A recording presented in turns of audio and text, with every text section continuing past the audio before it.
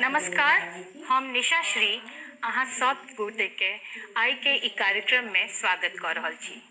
अहाँ सबसे मुखातिब होइत रही छी, लेकिन आइ भाषा में कनी परिवर्तन। आइ हम सब मैथिली भाषा में चर्चा करे ले जा रहल छी और आइ जे चर्चा के विषय छे से वह जे हमर सबक प्रधानमंत्री की योजना छे, बेटी बचाओ बेटी पढ़ाओ। बेटी बचाओ बेटी पढ़ाओ ई मुद्दा हम सब अक्सर चर्चा में अनैत रहे छिए और एकर प्रासंगिकता हरदम बनल रहते एहन मानल जाय छे। आइ एहि विषय पर चर्चा करे ले हमरा सब संगे स्टूडियो में उपस्थित छथि शिप्रा झा, जे कि असिस्टेंट कमिश्नर छथि सेल्स टैक्स में, और संगे उपस्थित छथि डॉक्टर प्रतिभा स्मृति, जे कि शिक्षिका छथि। अहाँ दुनू गोटे के बहुत बहुत स्वागत एहि कार्यक्रम में। बहुत बहुत धन्यवाद। जेना कि हम सब देखलिए कि बेटी बचाओ बेटी पढ़ाओ एहि पे प्रधानमंत्री अक्सर भाषण दैत रहे छथिन, मन की बात में सेहो कहै छथिन कि बहुत आवश्यक मुद्दा छे और भारत में बेटी के सुरक्षा ओकर बाद ओकर विकास दुनू बहुत आवश्यक छे। सबसे पहले जनै छियन शिप्रा झा से और पूछे छियन कि उनका की लगे छन बेटी बचाओ बेटी पढ़ाओ के संदर्भ में वो एकटा अहाँ के बैकग्राउंड अहाँ सब सामने वो प्रस्तुत करती। शिप्रा। सबसे पहले तो धन्यवाद निशा जी ए विषय के चुनाव के हेतु, कियाक तो ये आश्चर्य अछि जे आजादी के एतबा साल बादो 2022 में हम सब जी रहल छी, विकासक हम सब तीव्र गति से हम आगू बढ़ि रहल छी, मुदा ई विषय अखन धरि प्रासंगिक अछि। अखन धरि एकर आवश्यकता बुझा रहल अछि जे हम सब समाज में बैस के चर्चा करी जे बेटी के बचेबाक अछि, बेटी के पढ़ेबाक अछि। दुनू कोई बेटी हुए कि बेटा हुए एकटा गाड़ी के दूटा पहिया जकाँ छै। जखन दुनू तक जाबत धरि दुनू समान स्पीड से आगू नहीं बढ़ते ताबत धरि अहाँके जे बुझू गाड़ी अहाँके अनबैलेंस्ड रहत, गाड़ी अहाँके बैलेंसे नहीं भऽ सकैया। तो ई गाड़ी जे छै से समाज के विकास छै, वो चाहे अर्थव्यवस्था के क्षेत्र में हुआ, सामाजिक क्षेत्र में हुआ, वैज्ञानिक क्षेत्र में हुए, राजनीतिक क्षेत्र में हुए, तो हर क्षेत्र समान रूप से विकास के एकटा तीव्र गति पकड़े। ताहि लेल आवश्यक है जे दूटा हमरा सब लग स्तंभ अछि बेटी और बेटा, ओकरा हम सब एके संग ईंधन दी, एके संग ओकरा प्रेशर दी, एके संग ओकरा उत्साह दी, जे ओ ऊर्जा दी जो आगू बढ़ि सके। जी, अहाँ बेर बेर कहि रहल छे कि बेटी और बेटा, मतलब कि कखनो बेटी बचाओ बेटी पढ़ाओ के मतलब ई ना बुझल जाए कि बेटा के अहाँ के नहीं पढ़ेबाक अछि और बेटा के नहीं बचेबाक अछि। चर्चा के आगू बढ़बे छिए और डॉक्टर प्रतिभा स्मृति से पूछे छियन कि ई जे बेटी बचाओ बेटी पढ़ाओ, जेना कि अखन शिप्रा कहलखिन कि अखन ई प्रासंगिकता एकर बनल रहते, अहाँ एकरा कोन दृष्टि से देखे छिए, की देखे छिए अहाँ अपन समाज में, अहाँ के की विचार अछि एहि योजना से जुड़ल? सबसे पहले अहाँ के बहुत बहुत धन्यवाद, हमरा अहाँ एहि मंच में बजेलहुँ और हम शिप्रा जी से हर पूर्ण रूप से सहमत छी। वो जे किछु भी कहले था किया तो ई बेटी पढ़ाओ बेटी बचाओ एहि के मतलब ई नहीं छे कि बेटा के नहीं पढ़ाओ, हाँ, लेकिन बेटी के जे भ रहल छे नृशंस हत्या गर्भपात भ रहल छे, बेटी के संख्या बहुत कम छले, रेशियो बहुत कम छले, तो ओकरा अहाँ धीरे धीरे एलैया, लेकिन एखन बहुत आवश्यकता छे। हम जेना कि अहाँ जाने छी कि हम शिक्षिका छी, हम विद्यालय में सेहो देखैत एलियै जे पब्लिक स्कूल में खास कर लड़का सबके संख्या अधिक छे और लड़की के संख्या कम छे। अतेक अनबैलेंस नहीं छे, लड़का और लड़की के संख्या अतेक अनबैलेंस जते कि विद्यालय में पब्लिक स्कूल में देखल गेलैया। और जे लड़की खास कर विद्यालय में आबि रहल अछि ओकरो पाछा हम देखै छी ओकर माँ अगर सक्षम छथिन, जॉब में छथिन, नौकरी पेशा में छथिन, तो ओहि घर के लड़की पढ़ि रहल छे, आगा बढ़ि रहल छे। और अगर माँ नहीं छथिन सक्षम, माँ अगर घरेलू बन के छथिन, तो ओहि घर के लड़की के हायर एजुकेशन आगा पढ़ावे के लेल बहुत कम परिवार छे जे एते उदार भ के आगा आबै छे। तो एहि के लेल हमहूँ से लगैया कि लगैया जे बड़ सुधार के एखन आवश्यकता छे, गुंजाइश। प्रतिभा जी, अहाँ से एक एहि संदर्भ में एकटा और प्रश्न जोड़ा चाहे छी एहिमे कि एकटा तो बात छै कि कम संख्या छै लड़की के, लेकिन अहाँ के ई नहीं लगे कि बेटी के जन्म लेनाइ से बेसी ओकर सुरक्षा एकर बेसी मुद्दा छै कि ओ बहुत परिवार अपन बेटी के प्राइवेट स्कूल में नहीं पठबा चाहे छथिन, चाहे कोएड में, कि ओकरा ले भ सकै छै कि ओ असुरक्षा के एकटा माहौल हेतै, तो खाली जन्मे नहीं देबाक छै, ओकर बादो के सुरक्षा, तो ओकरा लेल समाज कतेक तत्पर छै, ओकरा लेल अहाँ की लगैया कि हेबाक चाही कि ई माहौल कनी बदले? बिल्कुल। तऽ ओहिके लेल समाजके जे सोच छै ओहिमे बहुत परिवर्तनके से आवश्यकता छै। अहाँ अपन घरके लड़काके 10 बजे राति तक छोड़ि दै छियै कि बिना मतलब के भी घरसँ बाहर आओर लड़कीके लेल ओतऽ अहाँ बैरियर लगा दै छियै कि नहीं वापस आबैके छै, भले ही ओकर पढ़ाइके सिलसिलामे किया ना बाहर जाए, तऽ अहाँके लड़कीके ओहि हिसाबसँ तैयार करऽ पड़त। एहिके लेल बहुत ई किछु तैयारी एहिठाम अहाँके कनिके हम टोकि रहल छी कि ई तैयारी कोन चीज हेबाक चाही, बियाह करा दै लए? नहीं, बिल्कुल नहीं। तऽ वह कि ई तैयारी मतलब बेटी के बचा लेलिए, आब ओकरा जे बेटी पढ़ाओ बेटी बढ़ाओ, ई बढ़ाओ की होइ छै, एकरा बारे में हमर दर्शक के अहाँ बिल्कुल बिल्कुल। तऽ बेटीके अहाँ जखन हुनका एहि मानसिकतासँ बाहर निकालबै कि अहाँ हमरा लेल ओतबे महत्वपूर्ण छै जतेक हमर बेटा छथि, तऽ ओ बेटी अहाँके खुलि कऽ आगाँ एतै आओर हुनका अहाँके बुझाइ जे कतहु फिजिकली शारीरिक रूपसँ कमजोर छै तऽ हुनका ओहूके लेल आजादी दियौन, हुनका अहाँ मास्टर आर्टके ट्रेनिंग दियौन आ ओ हर तरहसँ सक्षम भऽ कऽ अहाँके लेल बेटा जकाँ ठाढ़ मतलब शारीरिक मानसिक सब हर रूप से तरहसँ। हाँ, एकदम हुनका स्वस्थ। पढ़ाइके में बाधा नहीं करियौन, ओ जे चाहै छथि जाहि दिशामे जाय चाहै छथि हर क्षेत्रमे अहाँ देखियौ पायलट होय या फिर एयरफोर्स होय, कोनो भी क्षेत्र एहन नहीं अछि। किरण बेदी छथि साक्षात। एतऽ हमरा लगैए जे एकटा विषयमे हम अहाँके ऐड करऽ चाहब प्रतिभा जी जा अनिशा जी हमरा जी, अलाउ बिल्कुल, करत बिल्कुल। हमरा लागि रहल है जे कोनो विषय पर हमसब पहिने ऊपर से बेसी हमरा तऽ ई लगबाक चाही जे विषय के जे चुनाव अछि एकर पाछू की कारण की छै कि आखिर हमरा सबके सेलेक्ट किया करऽ पड़ल एहि टॉपिक के। तऽ हमरा सबके पहिने मूल कारण में आबऽ पड़त जे बेटी के जन्म से जो हमसब करै छी जे आखिर किया बेटी के जन्मैते हमरा सबके टेंशन वाला ई चीज चिंता वाला कारण किया भऽ जाइए, एकर पाछू बहुत रास सामाजिक कारण हमरा सबके एतऽ आबि जाइए। सबसे पहले जो बेटी हमरा सब पर भारी किया पड़ऽ लागल, खाली खर्चा टा के गप नहीं छलैए, खाली पढ़ाई टा के गप नहीं छलै, पढ़ा तो हम सब अपन बेटो कर रहल छी बेटियो के पढ़ा रहल छी। किछु किछु कुरीति अछि हमरा सब लग, वैदिक काल से ई कुरीति नहीं छलै, वैदिक काल में महिला के स्थान हमरा सबके बहुत उच्च राखल गेल छलै। ओकर बाद जे छै जेना जेना हम सब मध्यकालीन व्यवस्था के दिस अबैत गेलहुँ, जेना जेना हमरा सबके भारत पर जेना विदेशी आक्रमण हुआ लागल तऽ ताहिमे देखल गेलै जे महिला के एकटा सबसे कमजोर पक्ष या एहन पक्ष बुझू जेकर आगू भारतीय पुरुष नाचार भऽ जाइ छलैए जे हमरा पहिने अपन घर के महिला के सुरक्षित करबाक अइ कोनो तरह से। तऽ एतऽ से महिला जे छै से एकटा ताकत के बजाय एकटा कमजोरी के रूप में उभरऽ लागल और ओतै से हमर सबके स्थिति दयनीय भऽ गेल और वो हर क्षेत्र में दयनीय भऽ गेल। ओकर बाद की भऽ गेल तऽ पर्दा व्यवस्था के गप भऽ गेल, सिक्योरिटी के नाम पर, सुरक्षा के नाम पर, लेकिन ओ पर्दा व्यवस्था ततबा भऽ गेल जे बाहरी से बचबैत अपन घरों से हमरा सबके लागल जे पर्दा के गप भऽ गेल। घर के महिला आइ अंगनेटा में रहि सकै छलै तऽ बाहर नहीं जा सकै छलै, अपन घर के पुरखो तक से जे छै हुनका पर्दा करऽ पड़ै छलै। हुनका बात नहीं कर ओकर बाद की भेल जे हम अपन दायित्व से मुक्त भऽ जाए, मतलब एक पिता के भावना दायित्व से मुक्त भऽ जाए, ई नहीं जे ओकरा फेंक दिए इनार में, नहीं ओकरा हम सुरक्षित कतौ दोसरा जगह दऽ दिए तऽ बाल विवाह जेना प्रथा शुरू भऽ गेल। एकर बाद जे छै से एकटा भऽ गेल, आब ओकर बाद अहाँके दहेज प्रथा तऽ एहन अछि जे हमरा लागि रहल है आइ से कतो साल बादो जे छै ई दहेज प्रथा के मेंटालिटी ई अहाँके तऽ ई सब जे चीज एड ऑन होइत गेलै ओहिसे बेटी जे छै एकटा मजबूती के बजाय कमजोरी के रूप में समाज में उभरऽ लागल और ताहि दुआरे इच्छा हुआ लगलै माय बाप के ओतबे ओ मूल से ओकरा गर्भ में रखै छलै माय, लेकिन माय ओकरा सुरक्षा के रूप में होइ छलै जे ओह बेटे भऽ जाए, कम से कम ई कष्ट सबसे ई बचल। बहुत महत्वपूर्ण बात कहलखिन है शिप्रा झा।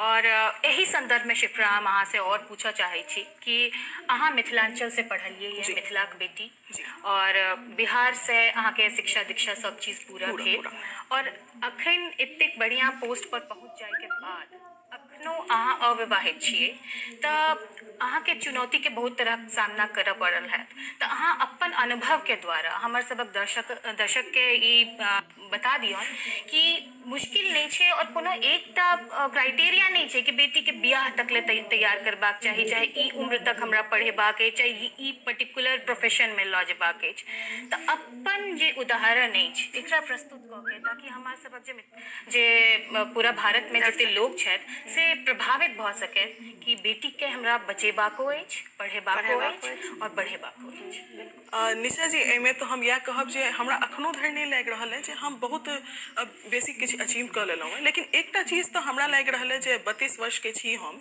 एतौ हम एकटा महसूस केलहुँ है कि अहाँ जे ठानि ली ने तऽ अहाँ लग कोनो एक्सक्यूज करे के चीज नहीं है, नहीं अहाँ के विकास के रास्ता में अहाँ के आर्थिक बाधा आबि सकैए, नहीं अहाँ के सामाजिक बाधा आबि सकैए, नहीं अहाँ के पारिवारिक बाधा आबि सकैए।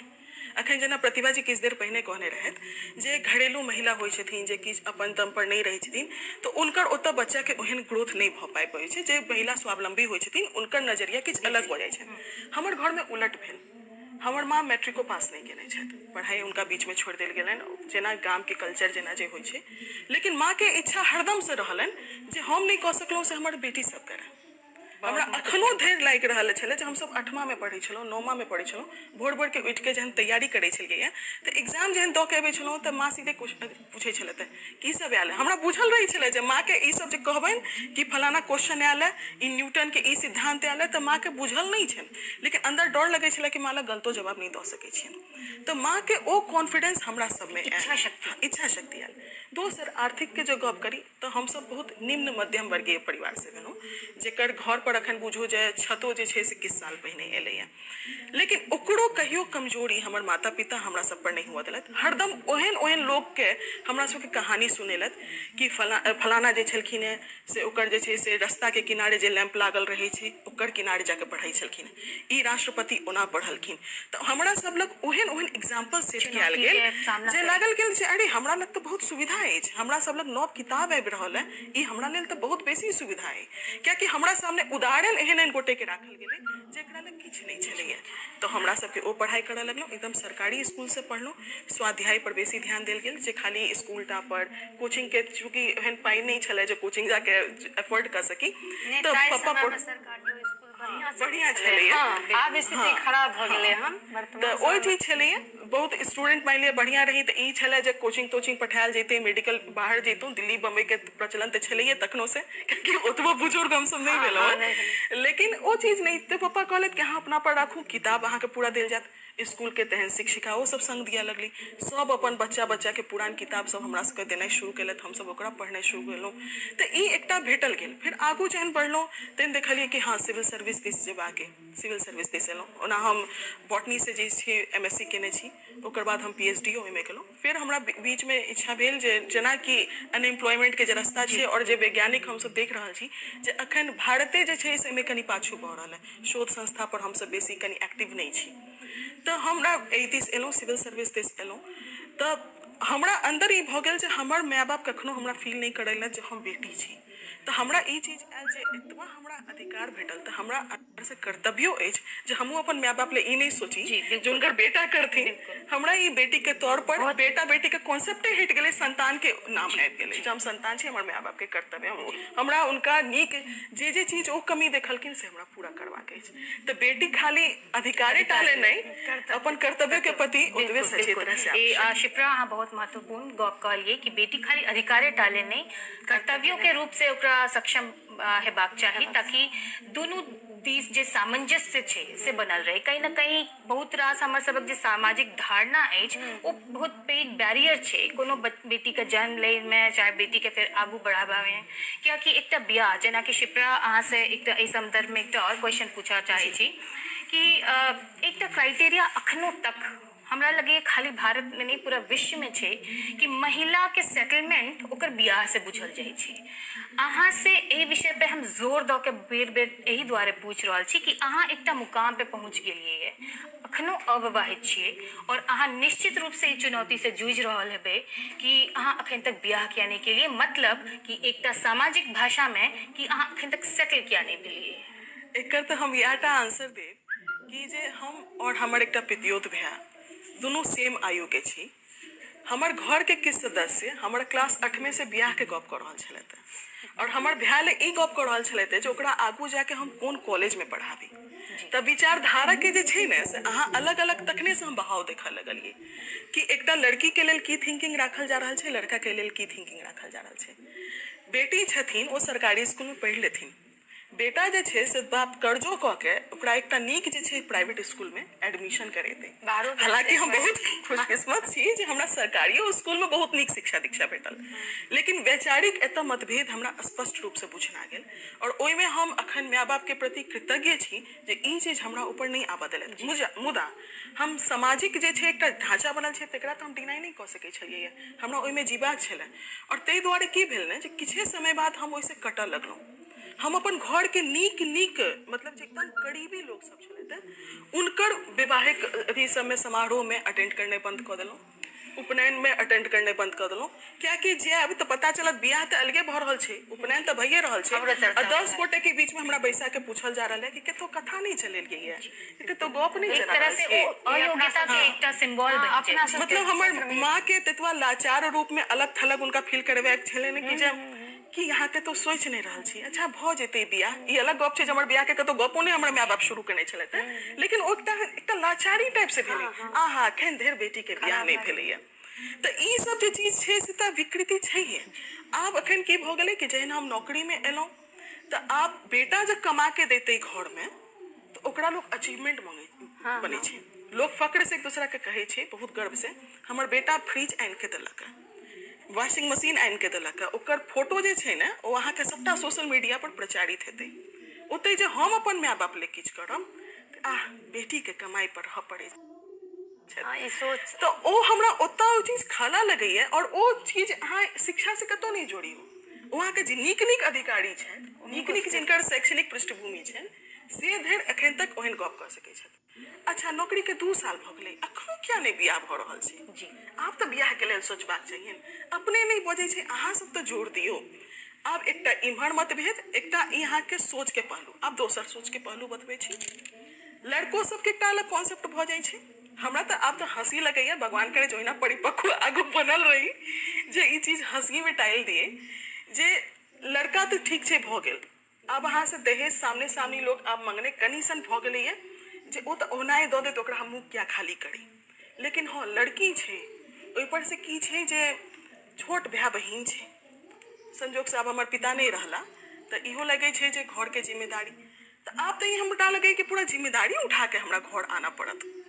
तऽ एतऽ वैवाहिक गपो जे हेतै तऽ अहाँके एकटा अलग मानसिकता भेटवा में आयत जे हमरा कनिया तऽ चाही, लेकिन कनिया के सने हमर ओकर पारिवारिक जिम्मेदारी नहीं चाहिए, मुदा जे हम पुतोह आनी, हाँ और इमहर हमर बेटी जे जाए तऽ बहुत बढ़िया, हमर बेटा जे आबे तऽ बहुत बढ़िया।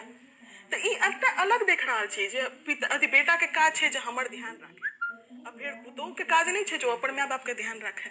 तऽ ई एकटा अलग अलग विकृति दृष्टिकोण छै, छै, ई अलगे बिल्कुल जे छै। एक तरह से पूरा कहि सकै छियै कि सामाजिक एकटा बुराई छै, सामाजिक कुरीति छै, और ई कम्प्लीटली जाबे तक जागरूकता नहीं हेतै और एहन उदाहरण नहीं प्रस्तुत कयल जेतै, जेना शिप्रा झा चाहे प्रतिभा स्मृति जेना आबि रहल छथिन समाज में शिक्षा के बढ़ेबाक प्रयास में लागल छथिन लगातार, तऽ ई तऽ एकटा बहुत महत्वपूर्ण बात भेलै। प्रतिभा अहाँ लग वापस अबै छी, अहाँ जेना स्कूल के बात कहलिए कि स्कूल में लड़की सबके अहाँ कम देखै छियै लड़का के अपेक्षा, पढ़ाई लिखाई और ओवरऑल जे एकटा रहै छै परफॉर्मेंस के आधार पर अहाँ कोन तरहक देखै छियै स्कूल में गार्जियन सब चाहे टीचर सब व्यवहार, चाहे पनिशमेंट में कई बेर देखल जाइ छै कि लड़की सबके छोड़ देल जाइ छै और लड़का के बेसी कनी मतलब शारीरिक दंड देल जाइ छै।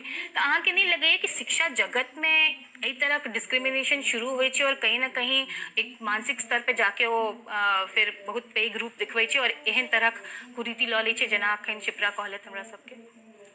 नीक स्कूल के बात करबै ओतऽ पनिशमेंट वाला शब्दे खत्म भऽ जाइ छै, लड़का होइ चाहे लड़की होइ जी। पनिशमेंट शब्द के सीधे साइड कऽ देल जाइ छै।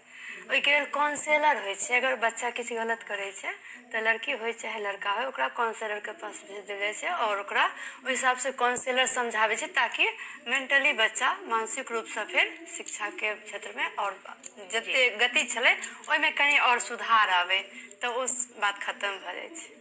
तो एक तरह से हमरा लग रहा है कि निशा जी हम कनी सन इंटरफेयर करबन जे पनिशमेंट तो भले नहीं, लेकिन हमरा लग रहा है कि स्कूल समय देखलहुँ अखन अबै से पहिने एकटा हम रिपोर्ट पहिने पढ़ि रहल छलहुँ जे हमरा लागि रहल छलै जे निशा जी के किछु प्रश्न सब जे छनि इनका बहुत गहीर होइ छनि, तऽ ओकर तैयारी के क्रम में देखलहुँ जे लिंगानुपात के जे गप करी ताहिमे आब हमरा स्थिति सुधरल है पूरा भारत के सुधरल है। इवन हरियाणा तक के स्थिति हाँ, अब स्थिति काफी बहुत सुधरल बेहतर है। भऽ गेलै है। शैक्षणिक में जो हम गप करी महिला पुरुष पार्टिसिपेशन के ओहो में स्थिति सुधरल है।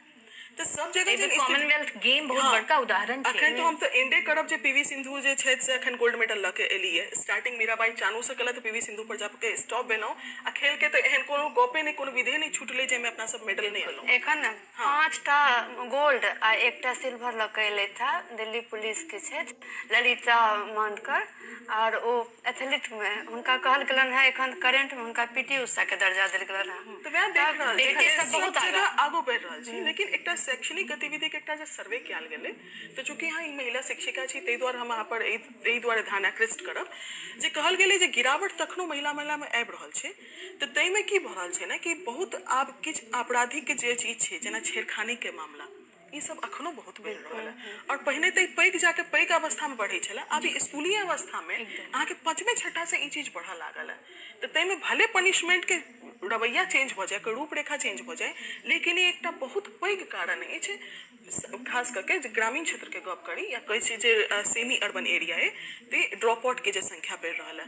और ओकर अलावा हालांकि बिहार सरकार से ओहि दिशा में काज कर रहा है जे महिला शौचालय के अखनो बहुत जगह व्यवस्था दयनीय छै। मूलभूत हाँ, जे ई दूटा आवश्यकता कारण एहन अछि जे द्वारा स्कूल में अहाँ के बच्चा सबके संख्या में कमी आबि कहीं ना कहीं देखल जाए तो सुरक्षा बहुत पैघ बिंदु रही छै, लेकिन तखनो मिथिलांचल बिहार या पूरा हमर सबक जे पूरा भारतवर्ष के यदि बात करी तो कई क्षेत्र एहन छै जेमे हमर सबक जे बेटी छथि, हमर सबक भारत तक बेटी से अपन नाम केलखिन है।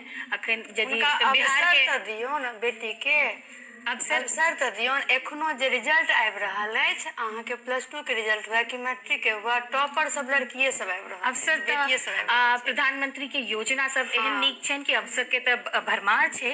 एहि पे तऽ कोनो संदेह नहीं कयल जा सकै छै, कियाकि प्रधानमंत्री के दिस से महिला में स्पोर्ट्स पढ़ाई लिखाई चाहे कोनो दिशा में हुए तो पूर्ण रूप से सपोर्ट भेट रहल छनि। लेकिन तखनो यदि सपोर्ट सब हटाओ देल जाए ओकर बादो अपन क्षेत्र जे मिथिलांचल के जे पूरा विश्व विख्यात जे किछ खूबी छै, जेना मधुबनी पेंटिंग, जेकरा बारे में सब क्यों लगभग क्वीन एलिजाबेथ तक के गिफ्ट कयल गेल छलनि है किछु दिन पहिने। अमेरिका के जे प्रेसिडेंट रही छथिन उनको गिफ्ट कयल गेल छलनि है। तो मधुबनी पेंटिंग कतेक सहयोगी रहले मिथिला चाहे हमर अपन सबक देशक बेटी के बचबे में, पढ़बे में और बढ़बे। आर्थिक रूप से तो बहुत ज्यादा एहिमे और विश्व स्तर पर में एकरा अगर मान लिया तो मिथिला के बिहार के बहुत आगा पहुँचलकै, नाम रोशन केलकै है मिथिला पेंटिंग। और ई एकमात्र एहन क्षेत्र है जेमे मिथिला पेंटिंग खास कर जेमे बेटिए सब एकरा आगा बढ़ेलक है। बिल्कुल बिल्कुल, ये बहुत सुंदर और एक तरह से बधाई योग्य गप छै कि मिथिला पेंटिंग यदि आई विश्व विख्यात अछि तो ओ मधुबनी मिथिला जिला चाहे बिहार चाहे पूरा भारतवर्ष के संस्कृति के पूरा विश्व पटल पे जे प्रस्तुत करे में सबसे पैघ अगर योगदान छै तो बेटी एखन सम्मानित भेलै था गोदावरी देवी जे छथि अहाँके पहले से अमेरिका दुलारी देवी, हाँ दुलारी देवी छथि, पद्मश्री पुरस्कार तक हिनका सबके भेट रहल छै। जखन हम सब अचीवमेंट के गप कर रहल छी तखन हमर अपन सबक भारतीय वायुसेना में जब पहिल महिला फाइटर पायलट के जे बैच तैयार भेलै ओहिमे भावना कंठ जे अपन बिहार क्षेत्र से बिलोंग करै छथि, दरभंगे के छथि, दरभंगे के छथि, मिथिलांचल क्षेत्र के छथि, तऽ उनकर नाम आइ के कार्यक्रम में चूंकि मैथिली बेस्ड ही हमर सबक परिचर्चा अछि तऽ उनकर नाम विशेष रूप से हम सब लऽ रहल छी कार्यक्रम में। कार्यक्रम के और कनी बढ़बै छियै और कनी दोसरो दिशा में बढ़ै छियै। किछु बुराई तऽ भऽ गेलै कि ई सामाजिक किछु बुराई छै जेकरा वजह से बहुत रास अखन ऑब्स्टेकल छै बेटी के बचबे में, बेटी के पढ़बे में।